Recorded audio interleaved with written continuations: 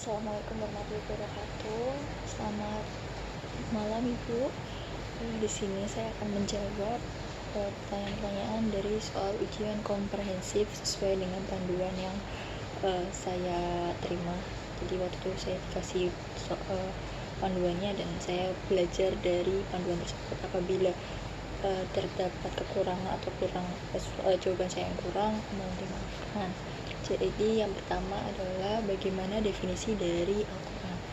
Nah, jadi definisi dari Al-Quran sendiri itu berasal dari kata qira'a yang artinya membaca, dan secara istilah adalah firman Allah yang diturunkan kepada Nabi Muhammad SAW, dan apabila kita membacanya itu dihitung sebagai ibadah. Nah, kata dari firman Allah sendiri ini adalah perkataan yang dimana bukan berasal dari malaikat, jin ataupun manusia, kemudian dari diturunkan pada Nabi Muhammad. Nah, diturunkan pada Nabi Muhammad ini, kitab Al-Quran ini hanya diturunkan pada Nabi Muhammad. Beda dengan halnya tidak seperti Nabi Daud, Nabi Isa, kemudian Nabi Musa, itu beda. Kemudian satu lagi, apabila kita membacanya dihitung beribadah. Kenapa seperti itu? Karena pertama, substansi dan redaksinya tersendiri ini itu dibuat oleh Allah Subhanahu wa Ta'ala sendiri. Baik, yang selanjutnya adalah nama lain dari Al-Quran dan alasannya kenapa diberi nama itu. Baik, yang pertama ada Alkitab. Nah, Alkitab sini artinya adalah buku atau tulisan. Nah, buku atau tulisan Alkitab ini diberi nama Alkitab dikarenakan dibuat dalam bentuk mushaf atau kitab yang tertimbun.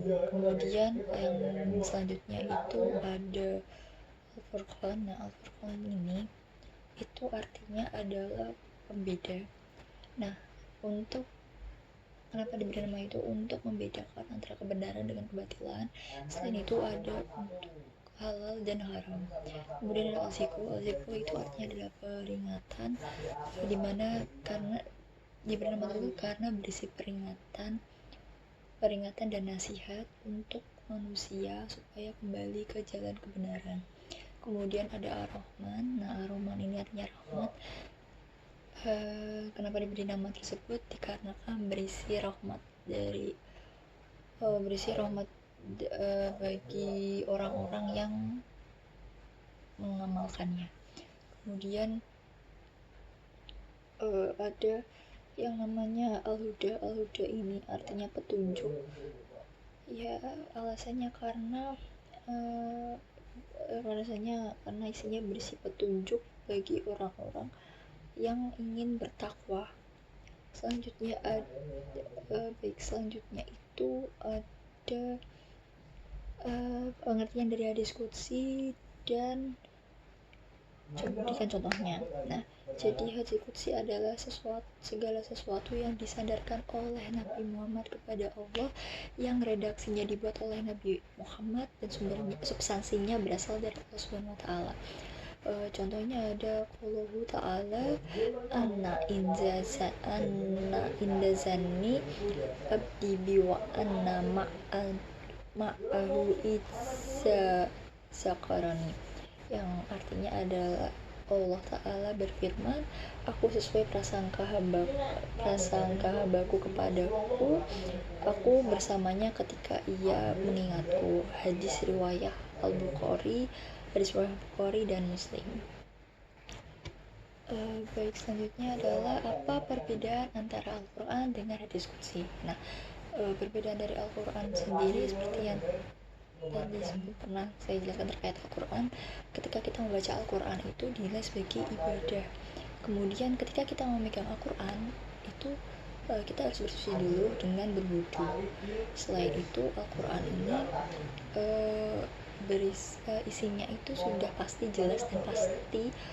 Kemudian kalau hadis qudsi itu sebaliknya, dan ketika kita memegang atau membaca tentang hadis qudsi itu kita tidak perlu bersuci dulu, dan apabila kita ingin mengutip Al-Quran itu harus lengkap. Kalau mengutip hadis qudsi itu nggak perlu lengkap, nggak masalah. Kemudian kalau misalnya kita mau redaksinya kita bisa juga bikin sendiri, tapi kalau Al-Quran itu tidak. Kemudian apabila kita mengingkari satu huruf di dalam Al-Quran itu hukumnya adalah kafir. Sedangkan apabila kita mengingkari diskusi, kalau mengingkari diskusi itu hukumnya nggak kafir, kecuali kalau kita udah tahu kemudian kita mengingkarinya. Nah, seperti itu. Pertanyaan selanjutnya adalah mekanisme turunnya wahyu. Bagaimana mekanisme turunnya wahyu? Jadi itu ada dua. Yang pertama adalah dari Lauhul Mahfuz kemudian turun ke Baitul Izzah secara utuh. Terus itu terjadi pada malam Lailatul Qadar. Itu bisa kita lihat dari Quran surat Al-Qadar ayat 1-2. Kemudian ada surat Al-Baqarah ayat 185. Kemudian yang selanjutnya itu secara berangsur diturunkan dari langit kepada Nabi Muhammad kurang lebih sekitar 23 tahun, dan itu bisa kita temui di Quran surat Al-Isra ayat 1-6. Kemudian ada Al-Furqan ayat 32. Baik, selanjutnya adalah hikmah dari turunnya Al-Quran secara berangsur-angsur. Jadi hikmah dari turunnya Al-Quran secara berangsur-angsur itu yang terutama adalah memudahkan bagi Nabi Muhammad kemudian para umat muslim untuk mempelajari, memahami, menghayati dan menghafalkan Al-Quran tersebut. Selain itu menguatkan hati Nabi Muhammad di tengah tekanan dari kaum kafir Quraisy. Selanjutnya ada juga sebagai gradualitas proses pembentukan hukum atau proses pembentukan hukum proses pembentukan hukum dan ya contohnya itu waktu hukum diharamnya khamar. Baik, selanjutnya definisi dari ayat Makkiyah dan Madaniyah. Kalau ayat Makkiyah itu ayat yang turun di Makkah sebelum Nabi Hijrah. Kalau Madaniyah itu ayat yang turun di Madinah setelah Nabi Hijrah. Kemudian kalau ayat Makkiyah itu berisi 85 surat, kalau Madaniyah itu 29 surat. Nah, ciri khas dari surat Makkiyah ini ada kata ya ayuhannas. Kalau Madaniyah itu ada kata ya ayyuhallazina amanu. Kemudian ayat Makkiyah itu berisi tentang peringatan dan ancaman. Kalau misalnya Madaniyah itu tentang kewaspadaan kaum muslimin kepada kaum munafik dan Yahudi. Terus kalau misalnya Makkiyah itu fokus kepada perintah beriman kepada Allah dan kisah-kisah tentang adanya hari akhir, kemudian tentang surga dan neraka juga. Kalau misalnya Madaniyah itu berisi tentang waris, had, dan jihad. Baik, selanjutnya adalah bagaimana definisi ayat muhkam dan mutasyabih. Ayat muhkam itu berasal dari kata ikham yang artinya kekukuhan, kesempurnaan. Secara istilah adalah ayat yang jelas maknanya dan tidak memerlukan ayat lain untuk menjelaskannya. Contohnya ada di Quran surat Al-Baqarah ayat 21 yang bunyinya ya ayuhan nas budu rabbakumul lazi khalaqakum wallazina min qablikum la'allakum tattaqun. Artinya wahai manusia, sembahlah Tuhanmu yang telah menciptakanmu orang-orang sebelum kamu agar kamu bertakwa. Kemudian ada ayat mutasyabih. Mutasyabih itu yang berasal dari kata tasyabuh yang artinya kesempurnaan, keserupaan atau kesamaan. Nah, ayat ini secara istilah itu ayat yang belum jelas maksudnya dan masih ayat belum jelas maksudnya atau masih kabur dan masih memerlukan ayat lain untuk menjelaskannya dan memiliki banyak takwil. Contohnya ada di Quran surat At-Toha ayat 5 yang bunyinya Ar-Rahmanu alal anshi istiqwa, yang artinya Allah Maha Pemurah yang bersemayam di atas arosy. Baiknya saja adalah bagaimana definisi ayat am dan ayat khas. Ayat am itu ayat yang memiliki arti umum yang menerima segala atau berbagai pemaknaan. Nah, ayat am ini contohnya ada di Al-Imran ayat 185 yang bunyinya kullu nafsin za'iqatul maut, yang artinya tiap-tiap jiwa akan mencicipi kematian. Kemudian ada ayat khas. Ayat khas ini ayat yang maknanya bersifat khusus.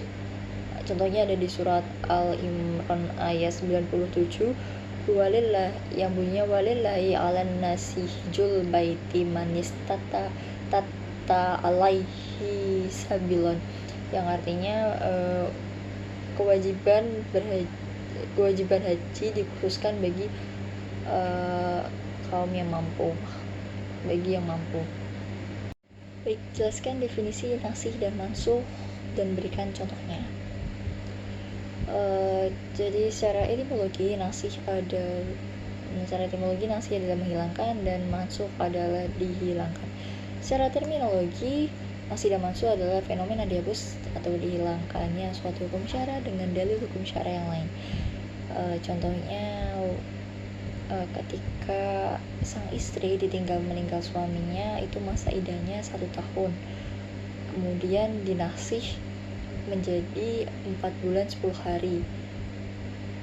Contoh ayatnya wa'allazina yutawaffawna minkum wa yazaruna aswaja wasiyatau li aswajahim mata'an illal hawajil ghaira ikhraj.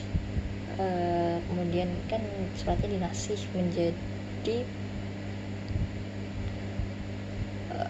menjadi wayazaruna aswaja yatarabbasina bi anfusihina arba'ata ashhari wa ashra. Seperti itu. Yang selanjutnya adalah bagaimana definisi ayat mutolak dan muqayyad. Ayat mutolak adalah lafaz yang menunjukkan makna tertentu tanpa diwarisi dengan lafaz yang lain. Contohnya ada di Quran surat Al-Mujadalah ayat 3 yang bunyinya wa'allazina yuzahiruna min nisa'ihim summa yaqudu lima qalu fatahriru raqabatin min qabli ayyatamassa. Seseorang boleh memberikan budak, tidak harus mukmin. Kemudian kalau ayat muqayyad itu antonim dari ayat mutolak, di mana menunjukkan suatu hakikat dengan balasan tertentu. Contohnya dari Quran surat An-Nisa ayat 92 yang bunyinya waman qatala mu'minan khata'a fatahriru raqabatin mu'minatin wadiyatu muslimatun illa alihi illa ayasdatahun. Tuhan telah memberikan batasan bahwa budak yang dimerdekakan harus seorang mukmin. Baik, yang selanjutnya adalah jelaskan perbedaan antara matuk dan masruk. Kalau ayat matuk ada secara etimologi itu sesuai yang diucapkan tersurat. Secara istilah adalah kesesuaian dengan teks yang diucapkan. Contohnya ada di surat Al-Baqarah ayat 196 yang bunyinya faman lam yajid fasiyamu salasati ayyamin fil haji wasab atin iza raj'atum tika asyrahatum kamilah. Penjelasannya ada jelasin tentang haji tamattu, di mana hendaklah berpuasa selama 10 hari, 3 hari di tanah suci, 7 hari ketika dia pulang kampung, dan dari ayat tersebut tidak membutuhkan penjelasan lagi atau takwil. Sedangkan mafhum itu secara etimologi adalah sesuatu yang difahami. Secara istilah yang dimaksud dari ayat tersebut bukanlah apa yang tersurat, melainkan yang tersirat. Contohnya ada di Quran surat Al-Isra ayat 23. Secara lahiriah mantuk yang dilarang adalah mengucapkan castistus. Sedangkan yang di ayat 23 ini yang dimaksud itu nggak disebutkan dalam teks. Jadi yang dimaksud itu apabila mengucapkan castistus dan itu tidak dibenarkan, apalagi memukul. Nah, contohnya itu bacaannya fala taslimu fihi na anfusakum. Jelaskan definisi takwil dan tafsir. Tafsir adalah ilmu untuk memahami Al-Quran yang diturunkan pada Nabi Muhammad SAW dan menerangkan makna-makna yang dikandung serta mengelaborasi hukum dan hikmah yang ada di dalamnya. Sedangkan takwil adalah ilmu untuk menjelaskan makna yang dikandung dalam teks. Contohnya ada di pemberian batasan atau syarat pada nas yang mutlak, kemudian pengkhususan yang umum. Imam Asy-Syafi'i menakwilkan firman Allah ada di Quran surat An-Nur 2431 yang bunyinya wala tubashiruhanna wa antum akifunna fil masjid. Janganlah mereka menampakkan perhiasannya kecuali yang biasa darinya. Kemudian dari tuturan Aisyah bahwa Nabi SAW pernah berkata pada Asma bin Abu Bakar, hai Asma, sesungguhnya wanita itu yang tidak boleh diperlihatkan kecuali telapak tangan dan wajah. Itu bunyinya ya ayyuhallazina amanu izza kuntum illa salati faghsilu wujudakum wa abidakum illal mafiki wa wasahu biru usikum fusikum wa arjukum illal ka'in. Pertanyaan yang selanjutnya, jelaskan pembagian tafsir dan berikan contohnya. Tafsir itu ada bil matsur sama bil rayi. Kalau bil matsur itu sumbernya menggunakan Al-Quran dan Sunnah. Kalau misalnya bil rayi itu sumbernya pakai rasio. Nah, contoh dari matsur itu ada tafsir Al-Quran Al-Azim karya dari Ibnu Katsir.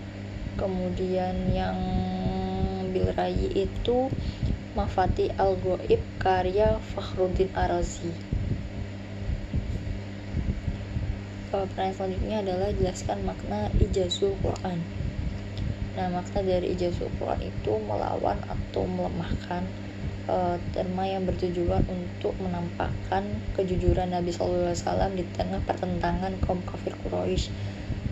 Jadi itu untuk menguatkan kebenaran risalah, untuk melemahkan argumen dari penentangnya, kayak gitu. Selanjutnya ada ulumul hadis. Pertanyaan pertama yaitu jelaskan pengertian dari sunnah, hadis, khobar, dan atsar.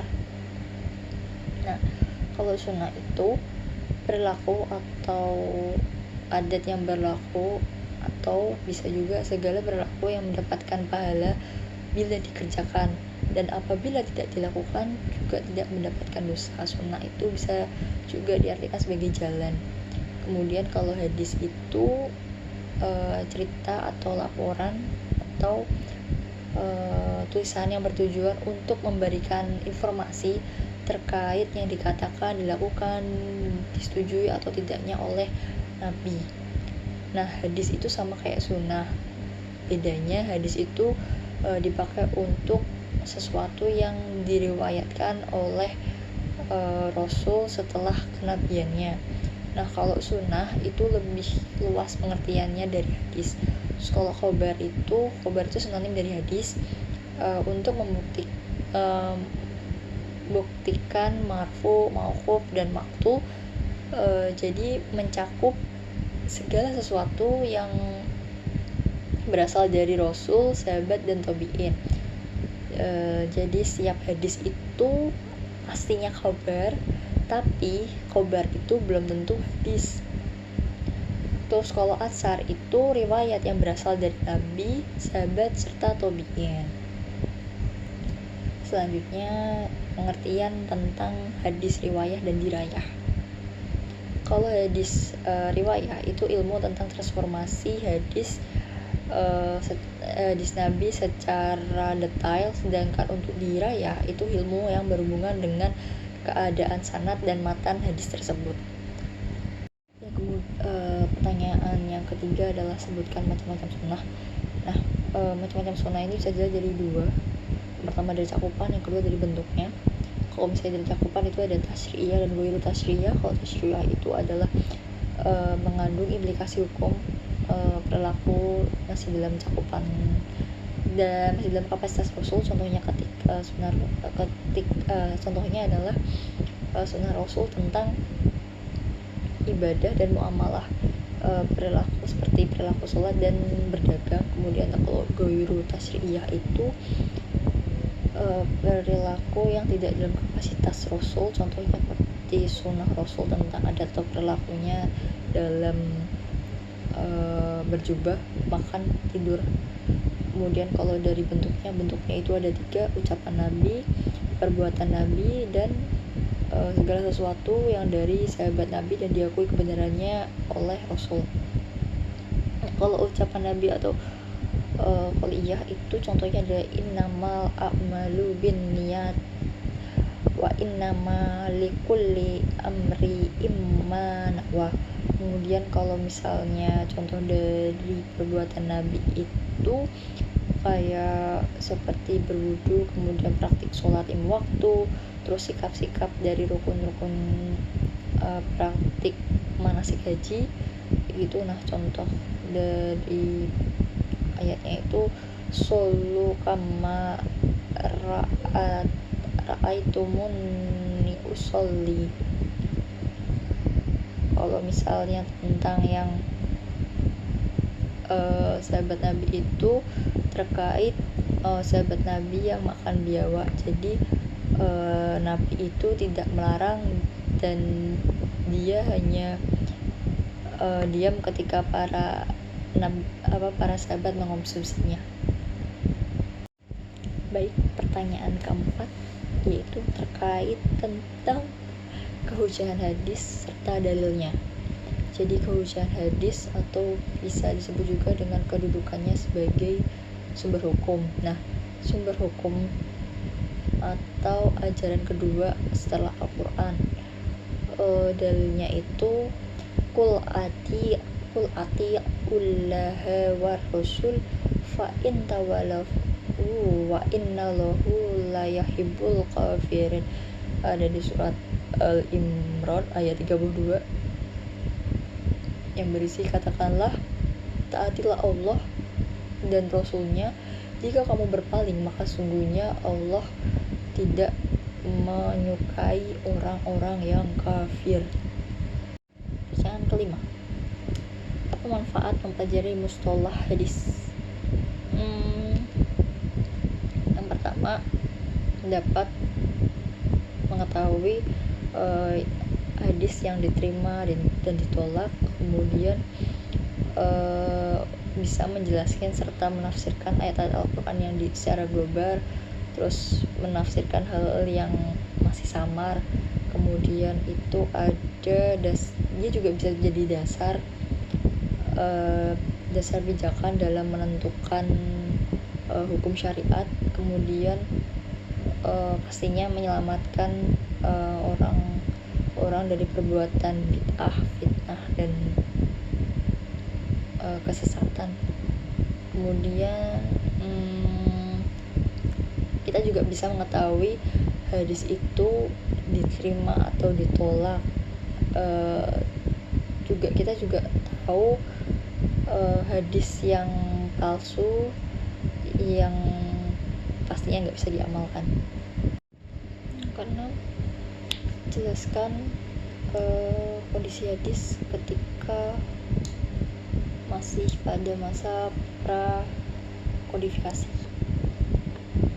Jadi pada masa kondisi periode pra kodifikasi itu masanya yang pasti belum dibukukan, itu mulai muncul pertama kali diriwayatkan oleh Rasulullah selama dua periode, yaitu periode Rasul dan sahabat.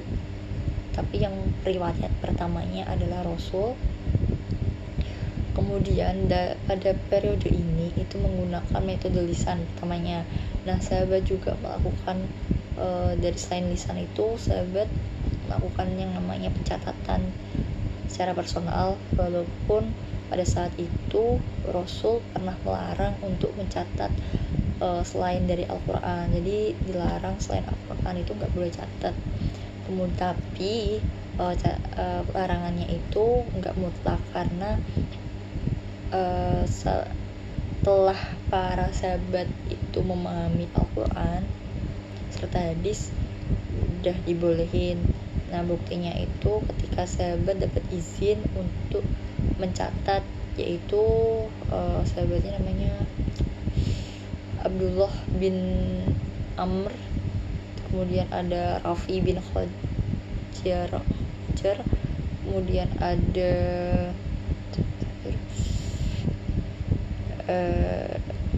Abu Syah. Nah, dari pada itu tuh dibuktikan lagi dengan adanya beberapa syahifah yang pernah ditulis pada rentang waktu tadi. Kemudian tuh hadis itu kan ditransmitkan dari yang lisan, kemudian diboleh dicatat. Makanya hadis itu ditransmitkan melalui lisan serta hafalan. Baik, pertanyaan ke-7, kapan terjadinya kodifikasi hadis dan apa yang melatar belakanginya? Jadi kodifikasi hadis itu dimulai dari tahun 99 Hijriah atau akhir dari abad pertama Hijriah. Itu pada masa Tabi'in atas perintah dari Khalifah Umar bin Abdul Aziz Muhammad bin Muslim terhadap Muhammad bin Muslim bin Ubaidillah bin Abdullah bin Syihab Az-Zuhri. Kemudian yang latar belakangnya itu ada dua. Yang pertama karena pastinya banyak para sahabat yang sudah meninggal. Yang kedua adalah para sahabat sudah mulai terpencar di beberapa daerah atau negara. Pertanyaan ke-8, apa yang dimaksud dengan hadis sahih, hasan, dan dhaif? Jadi hadis sahih itu hadis yang bersambung, rawinya itu memiliki ingatan yang kuat, terus tidak memiliki kecacatan dan terhindar dari kejanggalan. Contohnya itu ada Marawa al-Bukhari wal Muslim, Hadsana Qutaibatu ibnu Sa'idin, Hadsana Jarirun an Umarata ibnil Kokhol an Abi Zurata an Abi Hurairata qala ja'a rajulun illa Rasulullah sallallahu alaihi wasallam faqala ya Rasulullah man akhalan nasi bihumi sahabati qal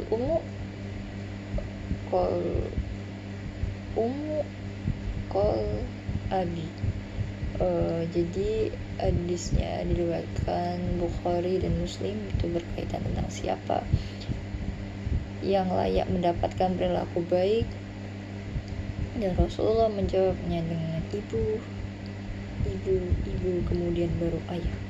Kemudian hadis hasan itu perawinya tersambung namun hadis yang bersambung namun perawinya tidak memiliki ingatan yang terlalu kuat meskipun memiliki sifat yang baik dan jujur. Contohnya seperti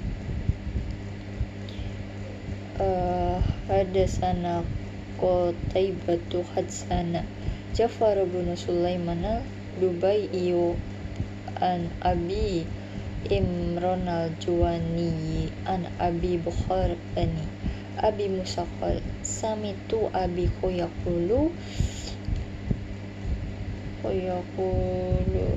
qala Rasulullah sallallahu alaihi wasallam inna abwabal jannati tahta zilatis sayaf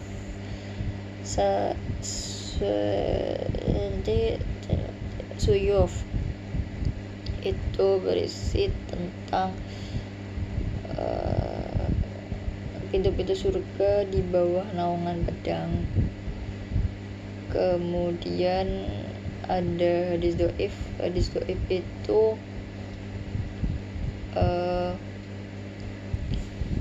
hadis yang perawinya terputus, kemudian yang merawikannya itu tidak memiliki ingatan yang kuat, terus sifatnya juga dia suka berbohong.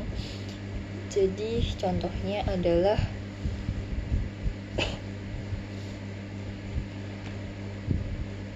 an Hakamil Aroji an Ibni Buraidata an abihi anil nabiyyi sallallahu man ataka hinan au arafan fasadaqahu bima yaqulu faqad kafara bima unzila ala Muhammad.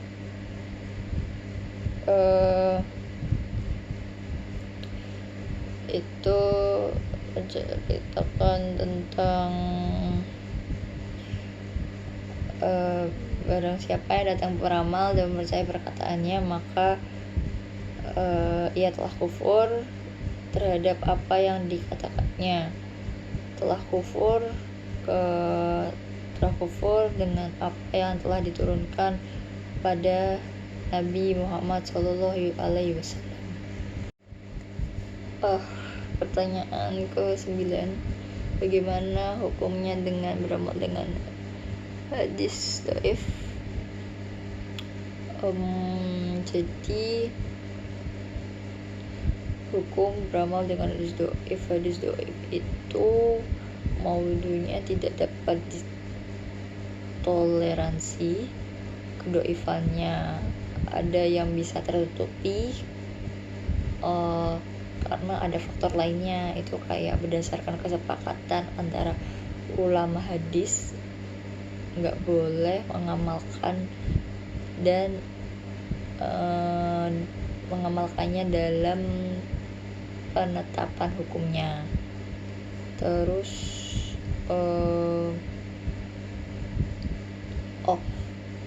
boleh diamalin jika ada syaratnya, kayak hadis dhaif yang berkaitan dengan fardol al-amal untuk diamalkan dengan beberapa ketentuan. Salah satunya adalah hadis tersebut tentang fardol amal dan kisah-kisah, bukan tentang kaidah-kaidah yang berkaitan dengan Tuhan atau hukum syariat yang berkaitan dengan halal atau haram. Kemudian ada juga yang dhaifnya itu nggak parah, kayak perawinya itu bukan pembohong dan mantan kriminal. Terus habis itu yang terakhir, ketika ngamalin itu kita tidak terlalu meyakini bahwa hadis itu benar dan benar datang dari Nabi, dan ngamalinnya itu semata-mata untuk ikhtiar aja, bukan mengamalkan. Pertanyaan ke-10, apa yang dimaksud dengan kitab? Kitab itu ada beberapa. Yang kitab tuh beberapa. Jadi yang pertama ada As-Sahihain, 2 kitab ialah Sahih Bukhari dan Sahih Muslim. Kemudian ada Al-Muttafaq Alaih, itu hadis sahih yang disepakati oleh Bukhari dan Muslim. Kemudian yang ketiga ada As-Sunan, itu nama-nama kitab sunan, kayak Sunan Abu Daud, Sunan At-Tirmidzi, Sunan An-Nasa'i, dan yang terakhir Sunan Ibnu Majah ya. Kemudian yang terakhir ada Kutub As-Sittah, itu tentang 6 kitab hadis, ialah Bukhari, Muslim, Ibnu Majah, Abu Daud, sama At-Tirmidzi, sama An-Nasa'i ya. Yang selanjutnya ada nomor 11, sebutkan beberapa cabang ilmu hadis. Itu ada 2. Yang pertama itu berpangkal pada sanadnya, kemudian berpangkal pada matan. Kalau yang berpangkal sama sanad itu ada ilmu rijal al-hadis, terus ada tarik rijal al-hadis, sama tobakol ar-rawah, tobakol ar-rawah. Terus yang sama matannya itu ada Ghairul Hadis, terus Tafik al-Hadis, terus ada Asbab an-Nuzul. Asbab an-Nuzul. Pertanyaan ke-12, jelaskan apa yang dimaksud dengan sanad hadis dan matan hadis. Jadi kalau sanad hadis itu sandaran atau bersandar, bisa juga jadi sandaran. Jadi sanad itu jalan yang menyampaikan kepada matan hadis. Kalau matan itu teks hadis ya, atau lafal hadis yang punya makna. Itu.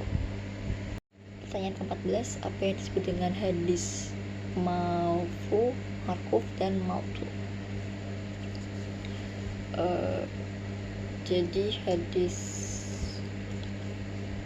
marfu ya, hadis marfu bisa disebut juga dengan khobar, itu hadis khusus yang disandarin kepada Nabi Muhammad SAW berupa perkataan, perbuatan, dan takrir baik sahabat atau tabi'in, baik yang nyambung atau yang putus sanadnya, baiknya nyambung atau yang putus sanadnya.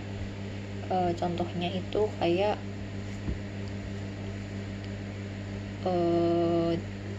diriwayatkan oleh Umar bin Khattab yang menyampaikan sabda Rasulullah SAW tentang perbuatan tergantung niatnya, setiap orang akan dapat balasan sesuai dengan yang diniatkan. An Umar binil Khattabi qala Rasulullah SAW innamal a'malu bin niyat wa innamalikul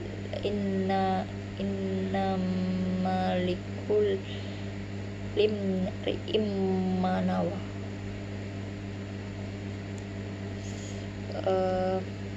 Kemudian tentang mauquf itu disandarin kepada sahabat. Contohnya seperti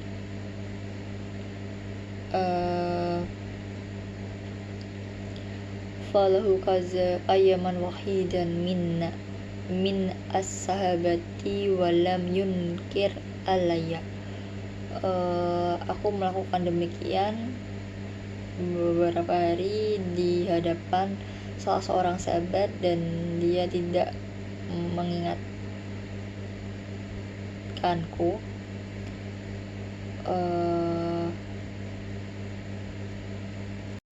Pertanyaan ke-14, apa yang disebut dengan hadis marfu, mauquf, dan maqtu?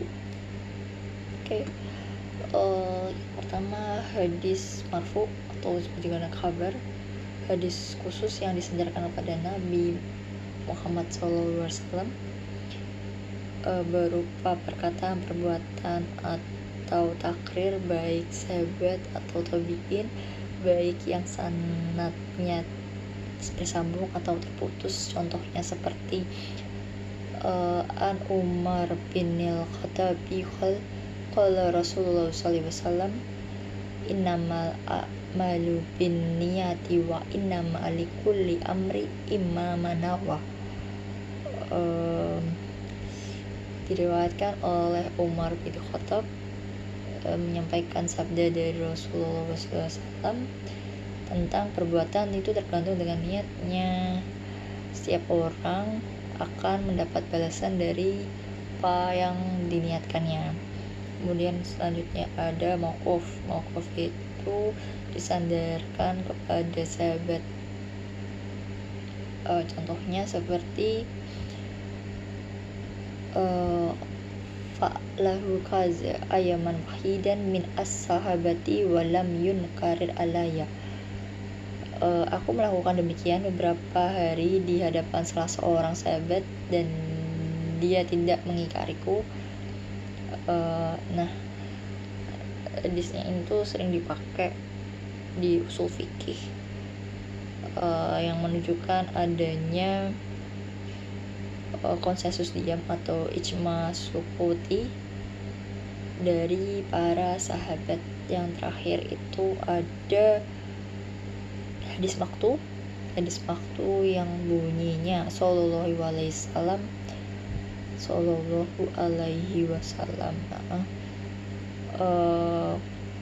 tentang penghormatan dan doa pada Nabi Muhammad SAW, yang berarti semoga Tuhan melimpahkan sholawat dan salam kepadanya.